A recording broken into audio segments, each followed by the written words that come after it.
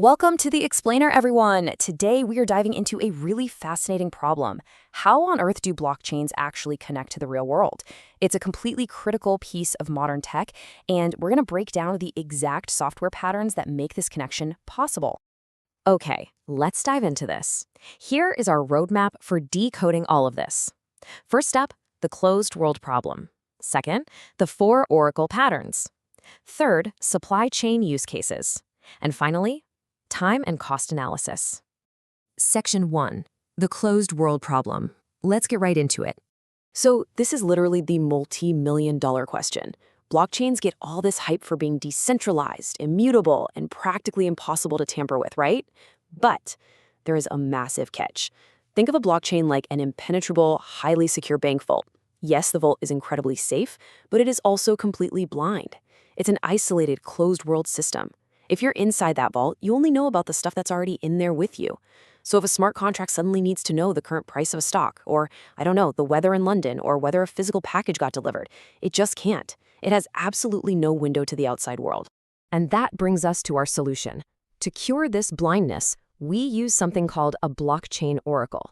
Think of an oracle as the only authorized messenger that is actually allowed to carry notes in and out of our super secure vault. It literally bridges the gap. But, as you might guess, introducing this messenger creates some pretty massive conceptual challenges.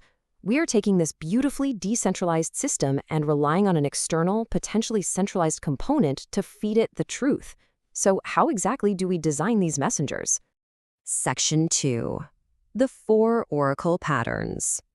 Okay, so to really wrap our heads around oracles, we basically just need to look at two core dimensions. On the vertical axis, we've got direction. Basically, is the data flowing inbound to the blockchain or outbound to the real world? And then, on the horizontal axis, we have the initiator. Is the communication pull-based, meaning someone is actively asking for it, or push-based, meaning someone is just proactively sending it? Map those out, and boom, we get our four foundational software patterns. Now, what's really interesting about this slide is how clearly it separates the on-chain environment on the left from the off-chain world on the right. If you physically trace the arrows here, you can actually see that boundary being crossed. Check out the dotted lines. That's a pull strategy, where a request goes out first, and then a response comes back. The solid lines, that's a push strategy, where data is just fired off directly. This simple little visual is basically the blueprint for everything we're about to discuss. Now, it's totally crucial to remember that when we talk about direction here, the perspective is always from the point of view of the blockchain itself. So an inbound flow means some external state is being brought into the blockchain. An outbound flow means the internal on-chain state is being broadcasted out to the real world. Just always imagine you're standing inside that vault looking out.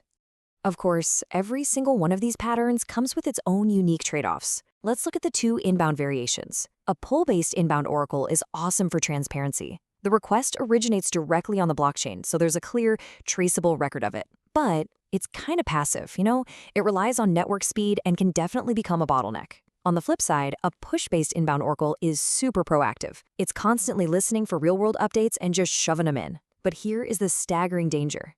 To manipulate a highly secure blockchain with fake data, a bad actor doesn't actually need to hack the blockchain itself. No way. They literally only need to compromise the off-chain component that's feeding data to the oracle. And this brilliantly illustrates what happens under the hood of that push-based oracle. The sequence of events is just fascinating. Over on the far left, you have an off-chain component. An update listener is constantly hovering, monitoring that component for new data.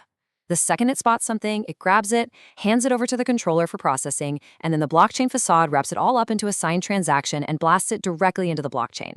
It is a completely seamless, automated pipeline injecting real-world facts right into the ledger. Section 3. Supply chain use cases. Let's look at how this actually works in the wild. All right, picture this. We've got a bulk buyer and a manufacturer. The buyer places a massive order. Now, obviously, before the manufacturer even lifts a finger, they need to know if this buyer is actually good for the money. So the smart contract has to check the buyer's creditworthiness. But as we established, the blockchain can't just open a browser and surf the web to hit a credit API. It absolutely needs an oracle to do the heavy lifting. So the crucial point is right here at step 3. The smart contract literally halts. It pauses everything and sends out a request to a pull-based inbound oracle. The Oracle's off-chain component steps up, queries an external credit assessment API, gets the result, and feeds it right back into the smart contract via a transaction at step 6. And only then, at step 7, does the manufacturer finally get the green light. That right there, that is a day in the life of a pull-based inbound Oracle. Okay, let's step it up a notch. What if we want to trace a physical package as it moves through a giant warehouse? Pulling this off securely on a blockchain requires a highly synchronized dance of not just one, but 3 different Oracle patterns all working together. Let's move to this next visual and see how this builds a continuous chain of custody. Imagine a warehouse worker scans a QR code on a package. That off-chain scan is immediately caught by a push-based inbound Oracle. It formats the data, stuff like the location and the exact timestamp, and pushes it straight into the smart contract. Awesome, so now the blockchain knows the package arrived. But the outside world needs to know too, right? Enter the push-based outbound Oracle. It detects this new on-chain event and instantly fires off an update to the company's external ERP software. Just to summarize that whole workflow, because it's pretty neat. First, you have a push inbound Oracle, which bridges that physical QR scan right into our digital vault.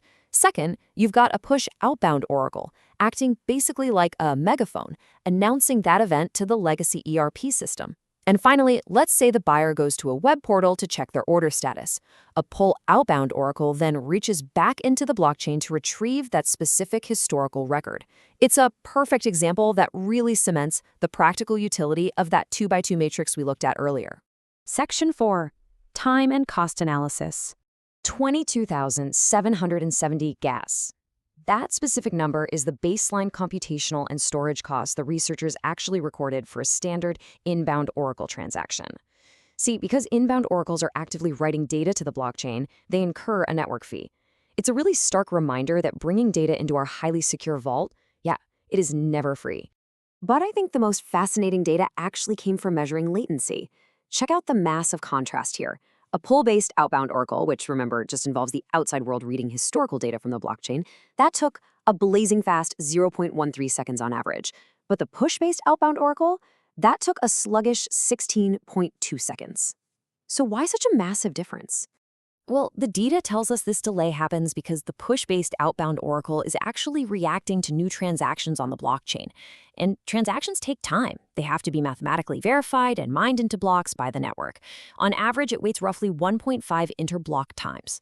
Basically, it's forced to wait for the network to generate the next few blocks of data before it can even proceed.